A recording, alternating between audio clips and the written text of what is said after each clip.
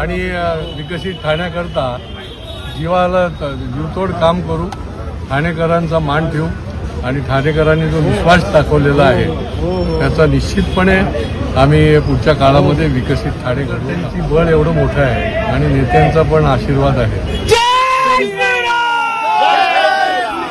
संपूर्ण राज्याचा निकाल बघता कसं बघता संपूर्ण राज्याच्या निकालाकडे?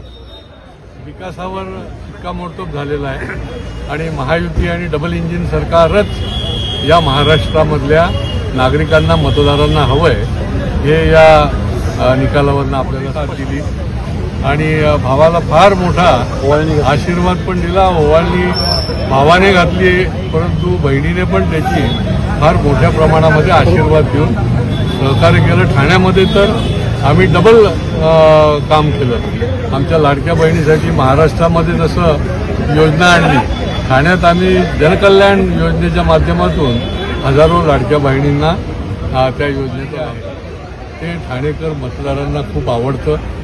वेळोवेळी त्यांनी आशीर्वाद दिलेला आहे आणि त्याच्यामुळे ठाणेकर मतदारांना मी सलाम करतो।